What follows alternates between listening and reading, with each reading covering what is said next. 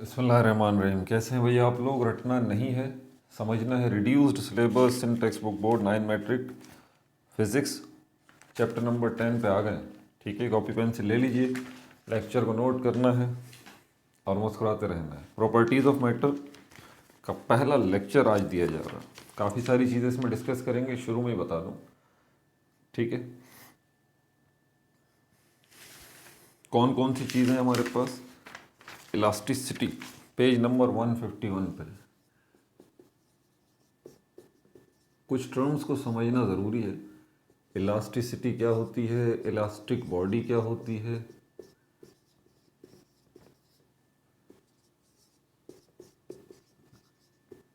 Stress क्या है, strain क्या है। ये छोटी छोटी चीज़ें हैं जिनको समझना ज़रूरी है। ठीक है, इसके अलावा हमारे पास जो है एक और चीज़ है, मॉड्यूलस। ये मॉड्यूलस क्या है? ठीक है, इसको मॉड्यूलस भी कहते हैं और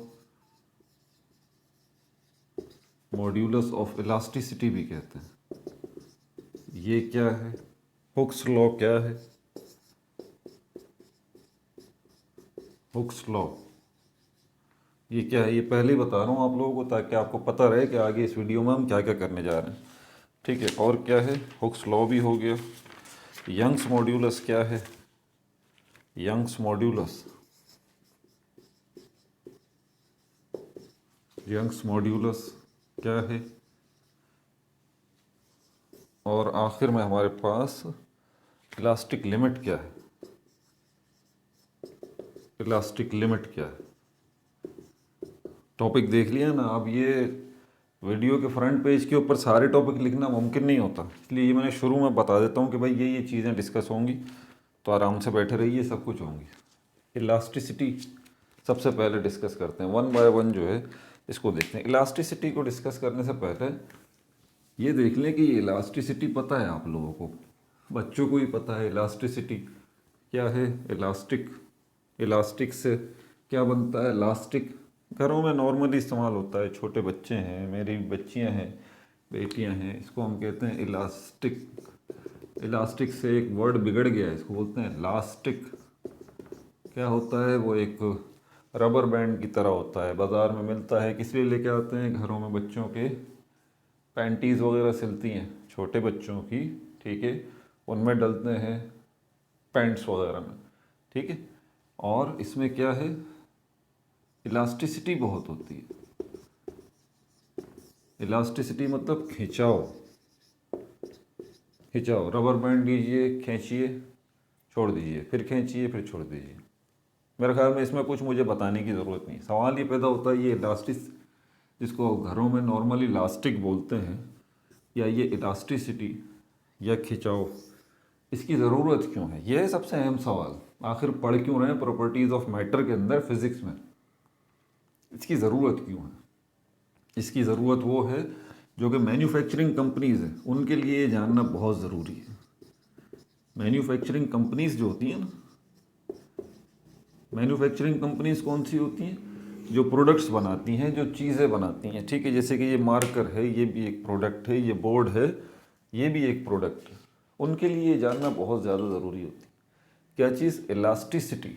ये कोई चीज़ कितनी इलास्टिक है, पहली बात। क्या चीज़ें कुछ इलास्टिक हैं या नहीं है? सब हैं, सारी चीज़ें जो है वो इलास्टिक हैं।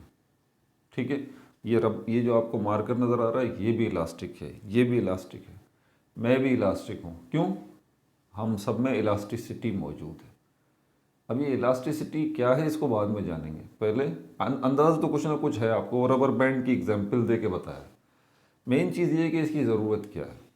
अगर एक इसको समझाने के लिए एक स्केल लें आप, वुडन स्केल होता है, wooden metre scale, wooden metre scale होता है, जिसको फुट्टा कहते हैं। ये फिज़िक्स के टीचर्स के पास भी होता है ये। ठीक है, 1 मीटर, मीटर स्टिक भी कहते हैं इसको, मीटर स्टिक। ये पूरी एक इस उसकी होती है, मीटर स्टिक। वैसे आप अपने स्केल को भी इस्तेमाल कर सकते हैं, जो पाउच में रखा है आपके, उसको भी देख सकते हैं। इसको पकड़ के यूँ बैंड करें, हो जाता है ये। छोड़ दें, यूँ, फिर यूँ होगा, ठीक है, फिर छोड़ दें तो यूँ सीधा हो जाएगा, फिर यूँ करें, फिर यूँ करें, फिर यूँ करें, फिर यूँ करें। लेकिन आपको पता है ये बात, बच्चों को भी पता है जो ऐसे ही बेख्याली में बैठे होते हैं, यूँ यूँ कर रहे होते हैं स्केल को लेके क्लास में भी, उनको भी ये बात पता है लाशऊरी तौर पे, सबकॉन्शियसली, कि वो एक हद तक उसको बेंड करेंगे।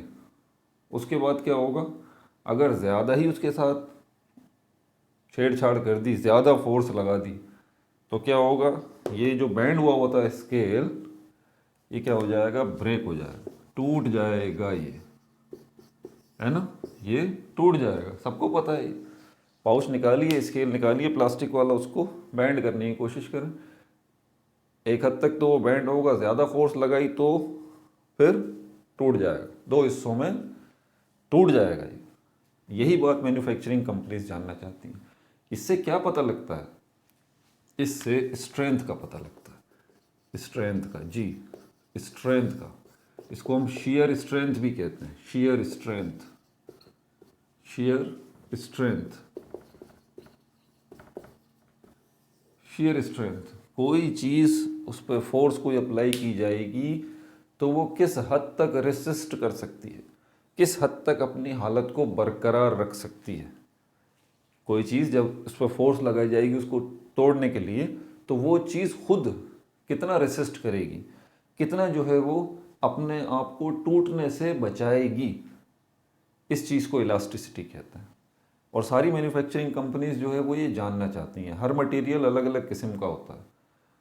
एक रबर बैंड को ज़्यादा खींच सकते हैं आप, ठीक है, उसकी एक हद है, उससे ज़्यादा वो नहीं खींचेगा, या तो खींचेगा ही नहीं, या फिर वो टूट तो सकता नहीं है, वो रबर का, वो उसका बना हुआ होता है, किसका, कपड़े का बना हुआ होता है रबर बैंड, जो गर्ल्स लगाती हैं, बच्चियाँ लगाती हैं। ये उसके मुकाबले में स्केल जो है ये दूसरे मटेरियल का बना हुआ। अब मैन्युफैक्चरिंग कंपनीज जो है ना वो एक बात जानना चाहती हैं कि यार किस हद तक जो है कोई चीज़ डिफॉर्म करेगी। हर मटेरियल जो है अपने एक हद तक जो है वो इलास्टिक है, उससे ज़्यादा नहीं है। तो मैन्युफैक्चरिंग कंपनीज जो है उन चीज़ों का इंतखाब करती हैं फिर जो ज़्यादा से ज़्यादा इलास्टिक हों। इसका दूसरा मतलब ये हुआ कि वो ज़्यादा से ज़्यादा मजबूत होंगी। समझ में आ गई बात, ज़्यादा से ज़्यादा मजबूत होंगी। ऑब्वियस सी बात है, एक कंपनी है वो बना रही है एक प्रोडक्ट, तो अगर वो मजबूत ही नहीं है, थोड़ी से उठाते रखते हुए वो टूट जाती है, तो फिर क्या फ़ायदा उसका। समझ में आ गई बात। तो हर मटेरियल की अपनी अपनी इलास्टिसिटी अलग अलग होती है। तो ये फिर उनको पता होता है कि यार ये मटेरियल लेना है, ये लेना है, ये लेना है, ये लेना है, इसमें इलास्टिसिटी ज़्यादा है, इसमें कम है, ब्ला ब्ला। बहरहाल मैंने आपको टू द पॉइंट, मैंने आपको इलास्टिसिटी जानने की इस चैप्टर के अंदर लॉजिक बता दी, वजह बता दी, प्रैक्टिकल वजह बता दी। मैन्युफैक्चरिंग कंपनीज ख़ास तौर पे शेयर स्ट्रेंथ जो है वो चीज़ों की जानना चाहती हैं, किस हद तक कोई चीज़ें जो हैं वो रेसिस्ट कर सकती हैं, मुज़ाहिमत कर सकती हैं, अपने आप को टूटने से रोक सकती हैं, ये जानना चाहते हैं वो। और इसके ऊपर बहुत ज़्यादा काम हुआ है, ठीक है। तो इसी का एक छोटा सा पहलू हम यहाँ पर देखने जा रहे हैं। अब चलते हैं, ये तो आपको इलास्टिसिटी का मतलब समझ में आ गया कि ये क्या है।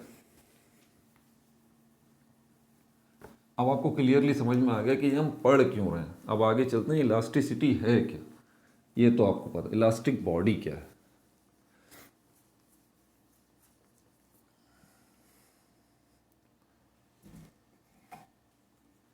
इलास्टिसिटी,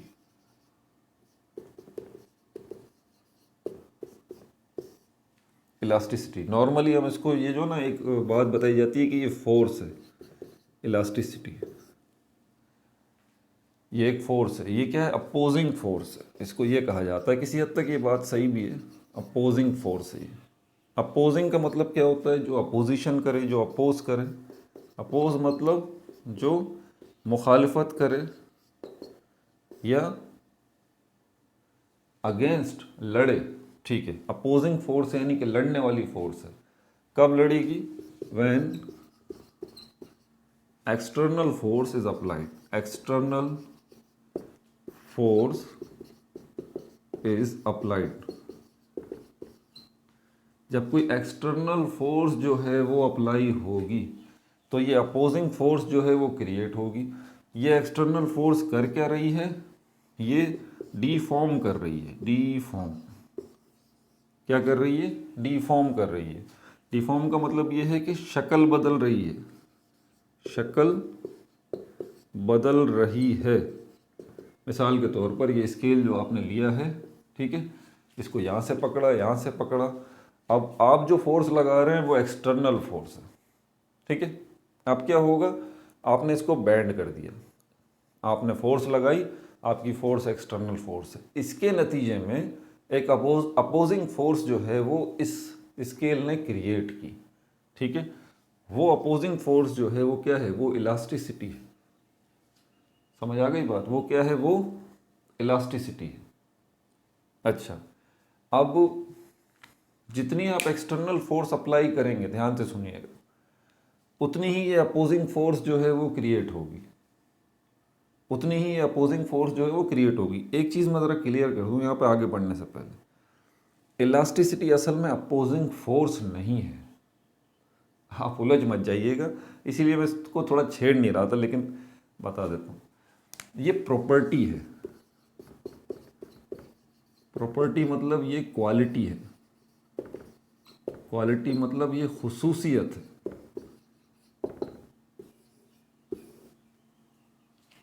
फिजिकल प्रॉपर्टीज़, अगर आपको इसको मज़ीद देखना ना, ये एक वर्ड प्रॉपर्टी बड़ी डिटेल लिएगा, अगर इसको और इन डेप्थ आपने देखना है, समझना है, तो फिर फिजिकल प्रॉपर्टीज़ के ऊपर चैप्टर नंबर 2 मेजरमेंट वाला, उसमें डिटेल्ड वीडियोस बनाई है मैंने, फिजिकल प्रॉपर्टीज़, ये बहुत ज़रूरी है। तो इलास्टिसिटी जो ना, ये एक प्रॉपर्टी है, ये क्वालिटी है, एक खुसूसियत है, ठीक है। किस चीज़ की, थिंग्स, चीज़ों की, थिंग्स चीज़ों की। और क्या होता है, इसको देखें, क्वालिटी होगी या खुसूसियत होगी तो उसका कोई इफ़ेक्ट भी तो होगा ना, बात को समझिएगा, उसका कोई इफ़ेक्ट, कुछ असर भी तो होगा ना, असर भी तो होगा ना। अब एक छोटी सी मिसाल देके समझाऊँ, आसानी से समझ में आ जाएगी, मेरा पॉलिटिक्स से कोई ताल्लुक़ नहीं है, ठीक है। लेकिन आप मुझे बताइए, अगर आप एक शरीफ इंसान हैं, आपको पता लगता है कि किसी जगह से कोई सियासी शख्स गुज़र रहा है, कोई सियासी नुमाइंदा गुज़र रहा है, ठीक है, उसकी गाड़ी गुज़रने वाली है वहाँ से, आपको पहले से ही अगर पता लग जाए इस रोड से, ठीक है, उसकी गाड़ी गुज़रने वाली है, तो आप क्या करेंगे?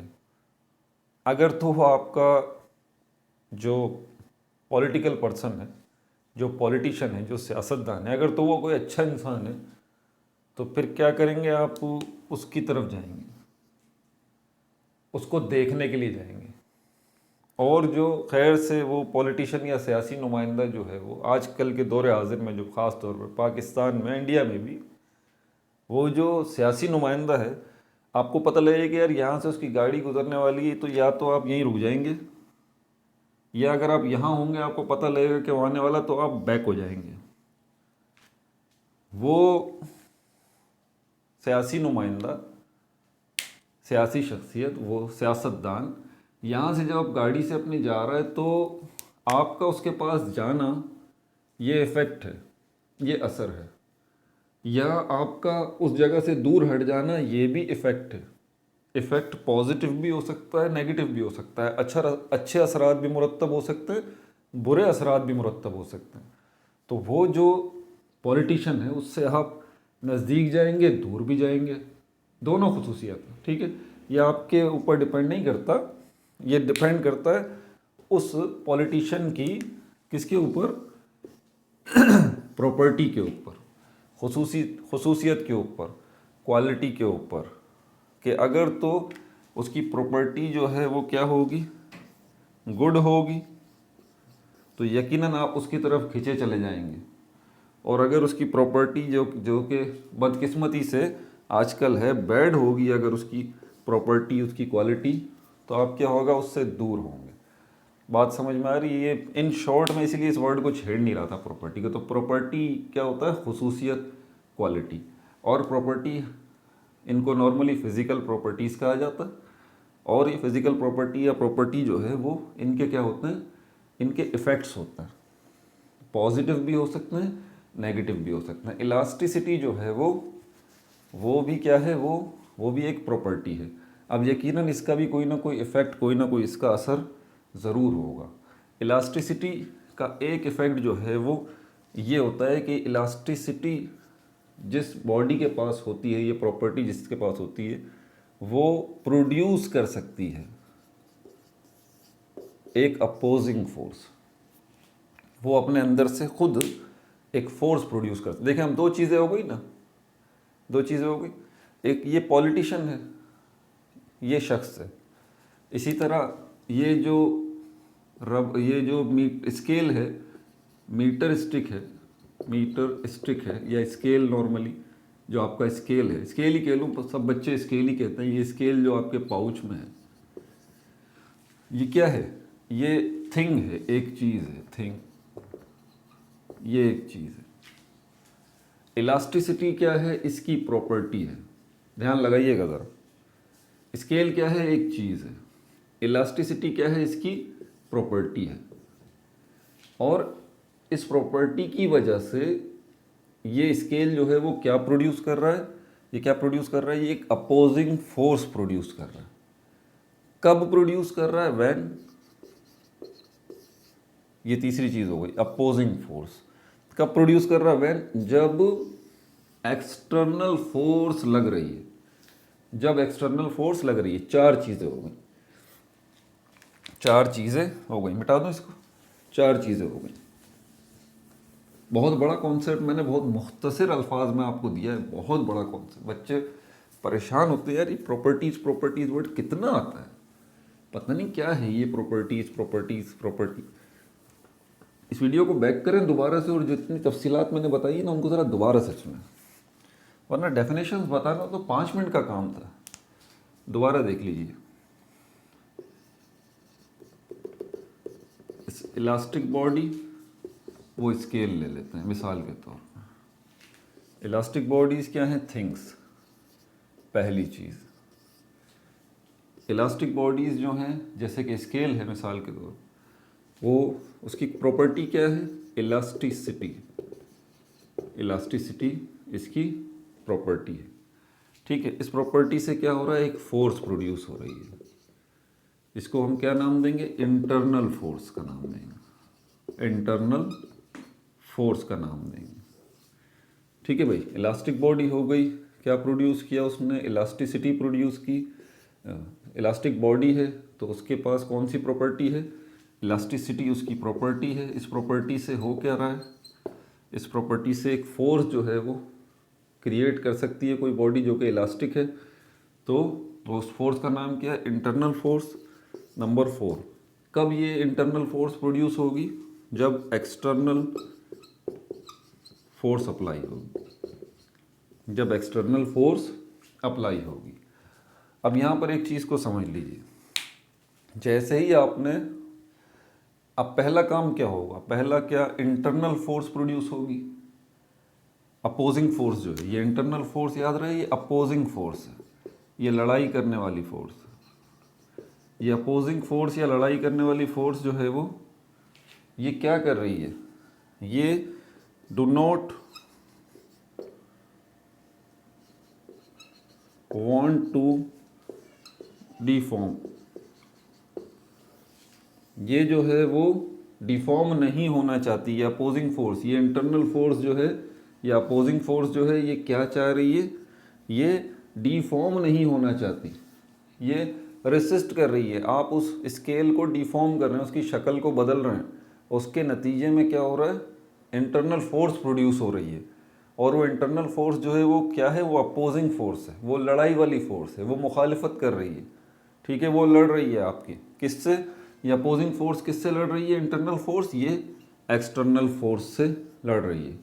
इसका मतलब ये हुआ कि जब भी किसी बॉडी को, इलास्टिक बॉडी को आप उस पर एक्सटर्नल फोर्स लगाएंगे, पहला स्टेप इसका होगा एक्सटर्नल फोर्स का। जब भी आप उस पर एक्सटर्नल फोर्स लगाएंगे, उसके नतीजे में वो इलास्टिक बॉडी क्या करेगी? उसमें से एक इंटरनल फोर्स प्रोड्यूस हो जाएगी। एक की डायरेक्शन ये होगी तो दूसरी डायरेक्शन की डायरेक्शन ये होगी। इंटरनल और एक्सटर्नल क्या है? एक बाहर की फोर्स लग रही है, एक अंदर की फोर्स लग रही है।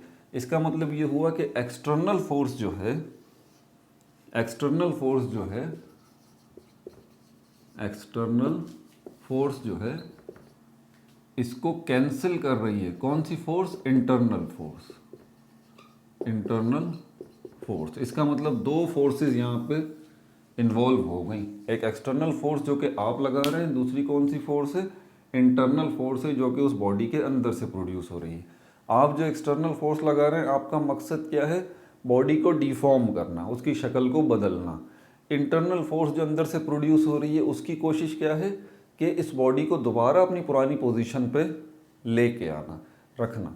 तो जितनी फोर्स आप लगा रहे हैं एक्सटर्नल फोर्स, उतनी ही इंटरनल फोर्स पैदा हो रही है। इसका मतलब जो एक्सटर्नल फोर्स है वो बराबर है, क्या है, वो बराबर है इंटरनल फोर्स के। ज़रा ध्यान से सुनिएगा, कंक्लूड कर रहा हूँ बस।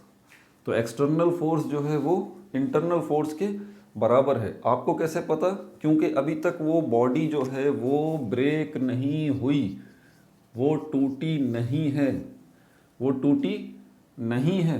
आप उस स्केल पे, स्केल वाली मिसाल लेते हैं, उसको आपने डिफॉर्म किया, एक्सटर्नल फोर्स लगाई, इंटरनल फोर्स भी उसी वक्त प्रोड्यूस हो गई। वो लड़ाई कर रही है, वो डिफॉर्म करना नहीं चाहती, आप डिफॉर्म कर रहे हैं, वो भी उतनी प्रोड्यूस हो रही है, बराबर प्रोड्यूस हो रही है। याद रखिएगा, जितनी एक्सटर्नल फोर्स आप लगा रहे हैं उतनी ही वो भी प्रोड्यूस हो रही है।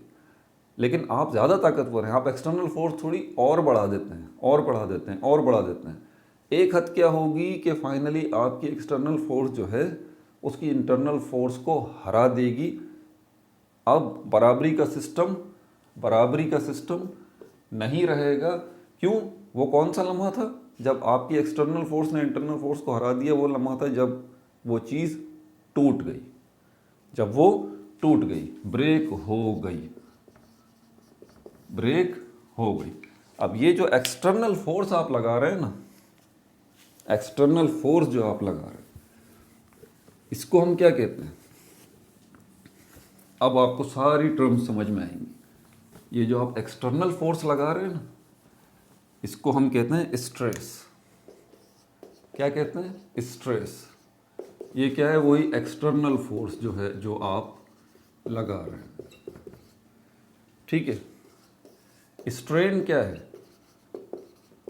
डिफॉर्मेशन, डिफॉर्मेशन, शक्ल का तब्दील होना। डिफॉर्म मतलब शक्ल का तब्दील होना। मिसाल के तौर पर ये स्केल अभी ऐसा है, आपने फोर्स, जब आपने स्ट्रेस अप्लाई किया, अब एक्सटर्नल फोर्स नहीं कहूँगा, आपने स्ट्रेस जो अप्लाई किया, अब इसकी पोजीशन ये हो गई, इसकी पोजीशन क्या हो गई? ये हो गई। तीसरी पोजीशन इसकी क्या है कि ये टूट गया। ये वो स्ट्रेट है स्केल की जब आपने स्ट्रेस अप्लाई किया ही नहीं। आपने स्ट्रेस अप्लाई नहीं किया तो स्ट्रेन भी प्रोड्यूस नहीं हुआ। मतलब ये कि डिफॉर्मेशन, इसमें इसकी शक्ल में कोई तब्दीली भी प्रोड्यूस नहीं हुई। और इसका मतलब इंटरनल फोर्स भी प्रोड्यूस नहीं हुई। केस 1 है ये। केस 2 ये है जब आपने इसको स्केल को बैंड कर दिया, तो इसका मतलब आपने स्ट्रेस भी लगाया, उसके नतीजे में स्ट्रेन भी प्रोड्यूस हुआ। और स्ट्रेन तो प्रोड्यूस हुआ, लेकिन इंटरनल फोर्स भी प्रोड्यूस हुई। ये दोनों चीज़ें एक साथ हो गई, तीनों चीज़ें एक साथ हुई। लेकिन कब? जब स्ट्रेस आपने लगाया, ठीक है। तो उसके नतीजे में स्ट्रेन डिफॉर्मेशन प्रोड्यूस हुआ। जैसे ही आपने स्ट्रेस लगाना शुरू किया, उसी लम्हे इंटरनल फोर्स जो है वो प्रोड्यूस हो गई। ये वो है। लेकिन इस जगह पर स्ट्रेस और इंटरनल फोर्स बराबर है, ये याद रहे। अगर आप स्ट्रेस बढ़ाएंगे तो इंटरनल फोर्स भी बढ़ जाएगी, ठीक है। ये जो तीसरा केस है, तीसरा केस जिसमें ये स्केल टूट चुका है, अब आप जीत गए हैं। स्ट्रेस जो है वो जीत गया है, एक्सटर्नल फोर्स जीत गई है, इंटरनल फोर्स की जो आखिरी हद थी वो तमाम हो गई, और स्ट्रेस जीत गया, एक्सटर्नल फोर्स जीत गई। उसके नतीजे में इसका रिजल्ट क्या निकला कि ये स्केल जो है वो टूट गया, ये स्केल जो है वो टूट गया। अगर हम इसका रेशो लेते हैं, रेशो कि कितना स्ट्रेस अप्लाई करने पर कोई बॉडी कितना स्ट्रेन प्रोड्यूस करती है, कितनी एक्सटर्नल फोर्स अप्लाई करने पर कोई बॉडी कितनी डिफॉर्म होती है, इस रेशो को हम कहते हैं मॉड्यूलस। इसको क्या कहते हैं? इसको हम मॉड्यूलस कहते हैं, या मॉड्यूलस ऑफ इलास्टिसिटी भी कहते हैं। मॉड्यूलस ऑफ इलास्टिसिटी भी कहते हैं इस रेशो को। रेशो पता है ना क्या होता है, कितने स्ट्रेस अप्लाई करने पर कितना स्ट्रेन प्रोड्यूस हो रहा है, ठीक है। तो इसको हम कह सकते हैं कि stress divided by strain, ratio ऐसे ही लेते हैं ना, स्ट्रेस डिवाइडेड बाय स्ट्रेन, ये क्या कहलाएगा, modulus of elasticity, modulus of elasticity. समझ आ गई बात। अब आप जो फोर्स अप्लाई कर रहे हैं, स्ट्रेस जो अप्लाई कर रहे हैं, ये तो आपके पास मॉड्यूलस ऑफ इलास्टिसिटी आ गया या मॉड्यूलस आ गया, यंग्स मॉड्यूलस नहीं आया, पहले बता दूं, उसमें फ़र्क है, मॉड्यूलस और यंग्स मॉड्यूलस में फ़र्क है, इसमें फ़र्क रखिएगा आप।